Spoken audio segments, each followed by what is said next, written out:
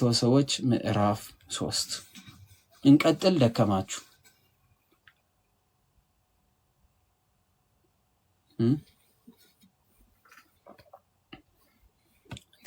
እንቀጥል። ምዕራፍ 3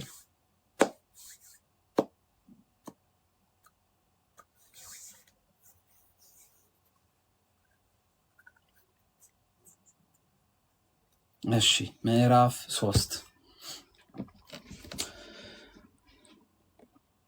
በዚህ በምዕራፍ 3 ክርስቲያኖች ለባለስልጣናት መገዛታቸውን እንዲቀጥሉና አመፀኞች እንዳይሆኑ ይናገራል። አንድ ሀገር ገዢ እስከ ሾመ ድረስ ገዢዎች ለሚያወጧቸው ሕግጋትና ስርዓቶች ሁሉ ተገዢ እንዲሆኑ ይናገራል ማለት ነው። ለገዢዎችና ለባለስልጣናቶች የሚገዙና የሚታዘዙ፣ ለበጎ ስራ ሁሉ የተዘጋጁ፣ ማንም የማይሰድቡ፣ የማይከራከሩ፣ ገሮች፣ ለሰው ሁሉ የዋህነትን ሁሉ የሚያሳዩ እንዲሆኑ አሳስባቸው። እኛ ገዢያችን አንድ አምላክ ብቻ ነው፣ ምድራዊ ገዢ አንፈልግም፣ ግብር አንከፍልም፣ እንደዚህ አናደርግም፣ ማን አባቱ ስለሆነ ያዘናል፣ ማን ነው በእኛ ላይ ሕግ የሚያወጣው ምናምን የሚባል ነገር የለም። ክርስቲያኖች አካሄዳቸው ስነ ስርዓት ያለው፣ ጥያቄያቸው ስነ ስርዓት ያለው፣ ገጀራ ይዘው የማያወጡ፣ ዱላ ይዘው የማያወጡ፣ ሰው የማይበድሉ፣ ለሚናገሩት ነገር ሪስፔክት ያላቸውና ቃላቶቻቸውን የሚመርጡ እንዲሆኑ ቅዱስ ጳውሎስ ይናገራል። ስለዚህ ለገዦች ለባለስልጣናት የሚገዙ የሚታዘዙ፣ ለበጎ ስራ ሁሉ የተዘጋጁ፣ ማንንም የማይሰድቡ፣ የማይከራከሩ፣ ለሰው ሁሉ የዋህ የሆኑ፣ ሰው ለተባለ ሁሉ የዋህነት የሚያሳዩ እንዲሆኑ አሳስባቸው። እንደዚህ አይነት ክርስቲያኖች ናቸው የክርስቶስ ልጆች የሚባሉት ይለዋል ቅዱስ ጳውሎስ ቲቶን። እኛ ደግሞ አስቀድመን የምናስተውልበት ነበርና የማንታዘዝም፣ የምንስት፣ ለምኞትና ለልዩ ልዩ ተላ እንደ ባሪያዎች የምንገዛ፣ በክፋትና በምቀኝነት የምንኖር፣ የምንጣላ፣ እርስ በርሳችን የምንጠላላ ነበርን። አስቀድመን ማንን? ከክርስቶስ በፊት ነበርን ይላል።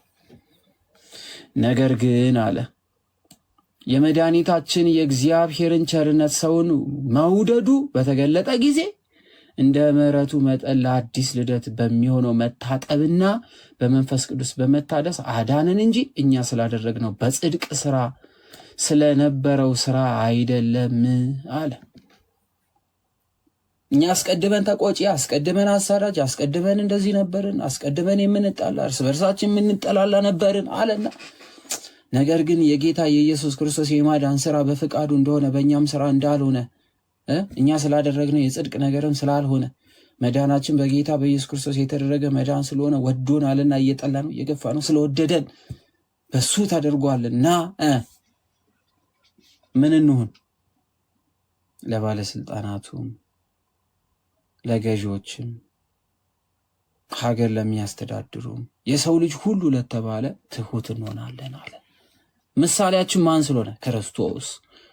በድለነው ይቅር ስላለ፣ አጥፍተን ይቅር ስላለ፣ ጠፍተን ስለፈለገን፣ እያሳደን ነው ስለወደደን፣ ስላቀፈን፣ እንደዚህ ስለነበርን፣ ነገር ግን እሱ ስለወደደንና በጸጋው በመውደዱ በፍቅሩ በሞቱ ስላዳነ እኛ የክርስቶስ ልጆች እንሁን ይላል ማለት ነው ቅዱስ ጳውሎስ። እንደዚህ ይሁኑ። ያን መንፈስም በጸጋው ጸድቀን በዘላለም ሕይወት ተስፋ ወራሾች እንድንሆን በመድኃኒታችን በኢየሱስ ክርስቶስ በእኛ ላይ አትርፎ አፈሰሰው አለ። ምኑን? ፍቅሩን። ምኑን? ማዳኑን። በሞቱ ሕይወት ሰጥቶናልና ስለዚህ ለዘለዓለም ክርስቶስን እንመስል ዘንድ በተስፋ ወራሾች እንድንሆን መድኃኒታችን ኢየሱስ ክርስቶስ በእኛ ላይ አትረፍርፎ አፈሰሰው አለ። አዳም ገነትንና ነጻ ፍቃዱን ያጣው፣ እኛ ነጻ ፍቃዳችን ተመለሰ፣ ባሪያዎች ነበርን፣ ልጆች ተባልን፣ መንግስተ ሰማያት ተሰጠችን፣ ዘላለማዊ ተሰጠን። የሚበሰብስ ስጋን ትተን የማይበሰብስ ስጋን ይዘን እንድንነሳ የትንሣኤያችን በኩራት የሆነው ክርስቶስን መሰልን። አምላክ ሰው ሆነና ሰውን አከበረ፣ በዙፋን አስቀመጠው። በቃ ስንት ነገር ተትረፈረፈልን። በአንዱ አዳም ምክንያት ሞት ወደ ዓለም ከመጣ በአንዱ በጌታ በኢየሱስ ክርስቶስ ደግሞ እንዴት ያለ ጸጋ ትበዛለች አለ እኮ አይደለ ቅዱስ ጳውሎስ። በአንዱ አዳም ምክንያት ሞት ወደ ዓለም ገብቶ ሁላችንን ከገዛ በዳግማዊው አዳም በኢየሱስ ክርስቶስ እንዴት ያለ ጸጋ ይሁን የሚበዛልን አላልን። ስለዚህ ተትረፈረፈልን አለ እና አይ በቃ ክርስቶስ እንደዚህ እስከወደደን ድረስ እኛ የክርስቶስ መሆናችንን ማሳየት አለብን። ስለዚህ በምድራዊ ኑሯችን ክርስቶስ በእኛ ውስጥ የሚገለጥ ሰዎች እኛን ሲመለከቱ በእኛ ውስጥ ክርስቶስን እንዲመለከቱ ንጹሕ ሁኑ፣ የዋህ ሁኑ፣ ደግ ሁኑ፣ ታዛዥ ሁኑ፣ አካፋይ ሁኑ፣ ሰውን የምትወዱ ሁኑ ምናምን አለ ማለት ነው። ጳውሎስ በማን በኩል? በቲቶ በኩል። ምን ለመሆን? የዘላለም መንግስት ለማግኘት። ቃሉ የታመነ ነው። እግዚአብሔርንም የሚያምኑት በመልካም ስራ በጥንቃቄ እንዲጸኑ። ለምን? መልካም ስራ የሌለው ሁሉ ይቆረጣል። ግንዱ ላይ ያለን ግንዱ ክርስቶስ ነው። እኛ ቅርንጫፎች ነን። ኦፍኮርስ ቅርንጫፍ ነን። ግንዱ ላይ ያለው ቅርንጫፍ ፍሬ እስካላፈራ ድረስ ምን ይሆናል? ይቆረጣል። ላለመቆረጥስ በጥንቃቄ መጽናት ያስፈልገናል። ስለዚህ እግዚአብሔርንም የሚያምኑ በመልካም ስራ በጥንቃቄ እንዲጸኑ እነዚህን አስረግጠ እንድትናገር እፈቅዳለሁ። አስረግጠ ክርስቲያን ነህ? ክርስቶስን ታውቃለህ? በመስቀል ላይ የተሰራልን ስራ ታውቃለህ? በል ክርስቶስን መሰላ። ክርስቶስ ዓለምን ወዷል። ዓለምን ያለምን ምክንያት ውደድ። ክርስቶስ ለጠሉት ፍቅር ነበረ። በል አንተን ለጠላህም ለወደደን ፍቅር ሁን። ክርስቶስን ክደነው ሊያድነን እስከሞት ድረስ ታምናል። በል በምድር ላይ አንተ የክርስቶስ ፍቅር ሊኖር ይገባል። ይቅር ባይ ሁን። ክርስቶስ አምላክ የገባውን ቃል ለአዳምና ለአዳም ልጆች ሁሉ በመስቀል ላይ ፈጽሟል። በል አንተም የክርስቶስ ልጅ ነህ፣ ቃልን የምትፈጽም ሁን። ክርስቶስ ፊት አይቶ ሀብት አይቶ ልብስ አይቶ ነው? አይደለም። ለሁሉ እኩል። በል አንተም የክርስቶስ ልጅ ነው፣ ለሁሉም እኩል ሁን። እንደዚህ ካልሆንክ የክርስቶስ አይደለም። ስለዚህ አስረግጠ ይሄን ትምህርት አስተምራቸው ብሎ ቅዱስ ጳውሎስ ለቲቶ ጻፈለት ማለት ነው። ይቀጥልና ይህ መልካምና ለሰዎች የሚጠቅም ነው። መልካም ነው፣ ለሰዎችም የሚጠቅም ነው። ይህ ትምህርት መሰረታዊ ትምህርት ነው። ዓለም እንደሚሰጠው ትምህርት ያለ አይደለም።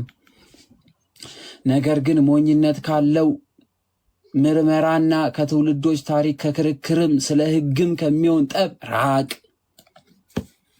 ሞኝነት የሚለው ምድራዊ የሆነ ማይረባ የማይጠቅም ክርክር፣ ለምንም ነገር ዋጋ ቢስ የሆነ ክርክር፣ ጥለነው ለምንሄደው ነገር በቃ ዘላለማዊ ላልሆነ ነገር መከራከር፣ ጊዜያዊ ለሆነ ነገር ብቻ መከራከር ምንድን ናቸው? የማይጠቅሙና ከንቶች ናቸው። አይጠቅሙ፣ ጥቅም የላቸው። ስለዚህ አንድ ክርስቲያን የማይጠቅሙ ነገሮች ላይ ክርክር ውስጥ አይገባም። አላፊ ለሆነ ነገር አይከራከርም። ጊዜያዊ ለሆነ ነገር የሚከራከር መሆን የለበትም።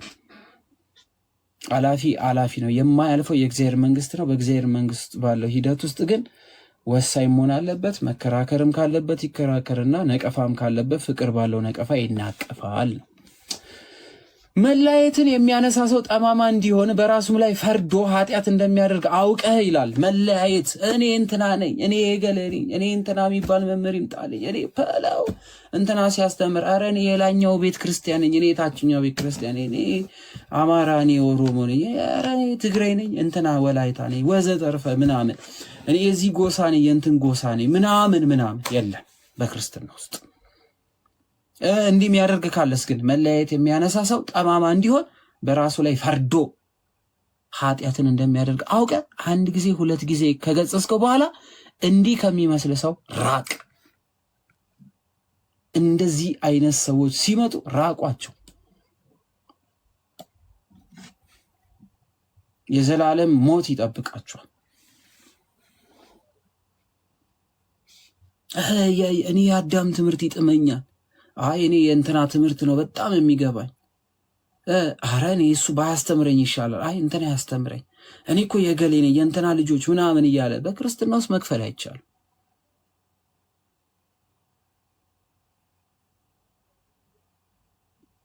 እኔ አማራ ክልል ያለው ቅዳሴ ነው ደስ የሚለኝ፣ ኦሮሚያ ውስጥ ያለው ደስ አይለኝም፣ እኔ ትግራይ ያሉ ካህናቶች እንጂ አንተን እዚህ ያሉት ካህናቶች አይጥሙኝ ምናምን አይሰራም። ሁሉ ለአንዱ መቅደስ የእንትን ቤተክርስቲያን የጎጃም ካህን የእንትን ካህን የእንትን ዲያቆን የእንትን ዘማሪ እንትና ምና የለም። እንዲህ የሚያደርግ ካለ ሞቱን ይጠብቃል። ከጌታ ዘንድ ሞት አለበት፣ ይሞታል። ለጊዜው ምድር ላይ የሞላለ ሊመስል ይችላል፣ ግን ሞት ይጠብቀዋል። ይህ ደግሞ የታመነ ቃል ነው። ስለዚህ መለያየትን የሚያነሳ ሰው ከማስታረቅ መለያየትን፣ ከማፋቀር መለያየትን እንዲሆን በራሱ ላይ ፈርዶ ኃጢአትን እንዲያደርግ አውቀ አንድ ጊዜ ሁለት ጊዜ ከገጸስከው በኋላ እንዲህ ከሚመስል ሰው ራቅ ይዞ ስለሚገባ አርጢምኖን ወይም ቲኪቆስን ወደ አንተ ስልክ ይለዋል። ወደ ኒቆሊዮንም ወደ እኔ እንድትመጣ ትጋ። የት እንዲገናኙ ይናገረዋል? ኒቆሊዮን ላይ እንገናኝ ይለዋል። ቲኪቆስ እንደምታውቁት እጅግ በጣም ጠንካራ የነበረ ጎበዝ የነበረ በጣም የሚገርም የሚደንቅ የነበረ ሊቀ ጳጳስ እንደሆነ ታስታውሳላችሁ። በየትኛው ቤተክርስቲያን ነበረ ቲኪቆስ የተሾመው? እስኪ ንገሩኝ። ቲኪቆስ የትኛው ቤተክርስቲያን ላይ ነበረ የተሾመው? የሚያስታውስ በቅርብ ጊዜ ተምረናል።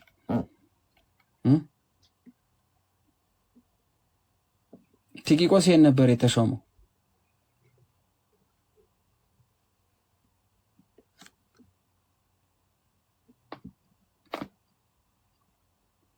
ጭራሽ ቅዱስ ጳውሎስ ያልገባባትና ያላስተማረባት ቦታ የት ናት?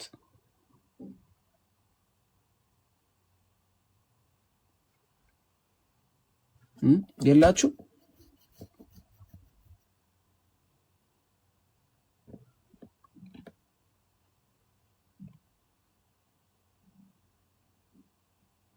ቆላሲያስ ጎበዞች፣ ቆላሲያስ እንዳትረሱ። ስለዚህ አርጢምኖን ወይም ቲኪቆስ ወደ አንተ ስልክ ወደ ኒቆሊዮን ወደ እኔ እንድትመጣ ትጋ፣ በዚያም ልከርም ቆርጫለሁና። በዛ ልከርም ብያለሁ ቆርጫለሁና። ሕግ አዋቂውንም ዜማስንና አጵሎስን ምንም እንዳይጎድልባቸው በጉዟቸው ተግተ እርዳ። አጵሎስም ይመጣልና ዜማስም ይመጣሉ። ምንድናቸው እነዚህ? ሕግ አዋቂዎች ናቸው፣ ሕግ የሚያጸድቁ ስለሆኑ። ስለዚህ ሐዋርያት ሕግን ሰርቷል ስንል እነዚህ ናቸው። በመጽሐፍ ቅዱስ ክፍል ውስጥ 8 የሕግ መጽሐፍት አሉ። ታውቃላችሁ? 81 የሚሆኑት 8ቱ የሕግ መጽሐፍት ሲጨመሩ ነው። እነዚህ 8ቱ የሕግ መጽሐፍት በዚህ በመጽሐፍ ቅዱስ ውስጥ አታገኟቸው፣ ለብቻቸው ናቸው ያሉት። ለምን ሲባል አንዱ የሕግ መጽሐፍ ክፍል ብቻ በራሱ አሁን እጃችን ላይ ያለው መጽሐፍ ቅዱስ ስለሚያክል በጣም ግዙፍ ስለሆነ፣ ስለዚህ 8 የሥርዓት መጽሐፍት የሚባሉ አሉ።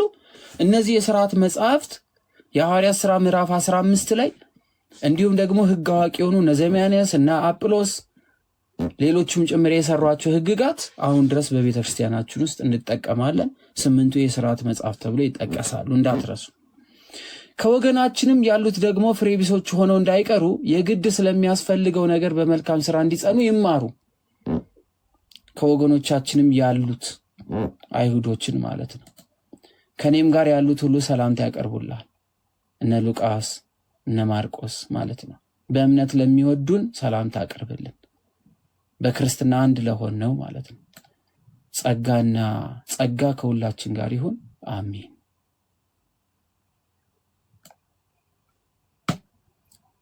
የቲቶ ትምህርት ይሄን ይመስላል ማለት ነው። ይቆየን።